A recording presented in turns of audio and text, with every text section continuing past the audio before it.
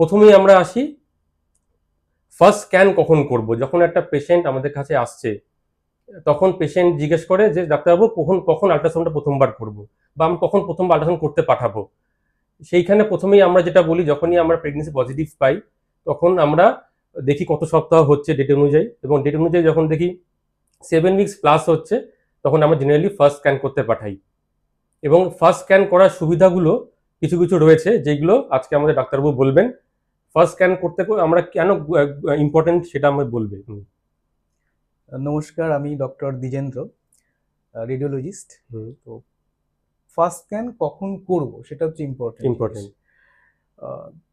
Normally যখনই একটা UPT positive আসছে, তারপর পেশেন্ট বলছে যে আমি ইউপিটি পজিটিভ, আমি প্রেগনেন্সি এসছে কি আসেনি, তো আমরা কি সাথে সাথেই কি আমরা পেশেন্টের আলট্রাসোনোগ্রাফির জন্য পাঠাবো কিনা সেটা একটা বড় কোশ্চেন।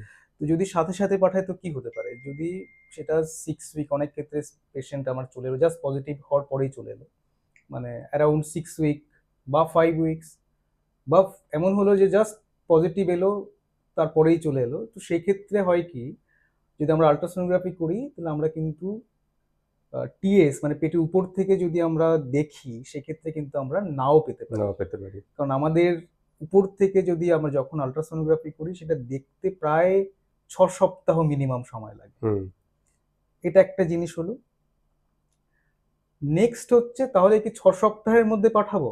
তো 6 সপ্তাহের মধ্যে পাঠালে আমরা জাস্ট দেখতে পেলাম যে ঘর এসছে, বা আমরা দেখতে পেলাম যে ওর মধ্যে ঘরের ভিতরে বাচ্চাও এসছে, হার্টবিটও এলো, কিন্তু সেই ক্ষেত্রে না আমরা ভালো করে মেজারমেন্ট দিতে পারবো না কিছু করতে পারবো। তো বেটার হয় 8 সপ্তাহ থেকে 10 সপ্তাহের মধ্যে পাঠানো পেশেন্টগুলোকে।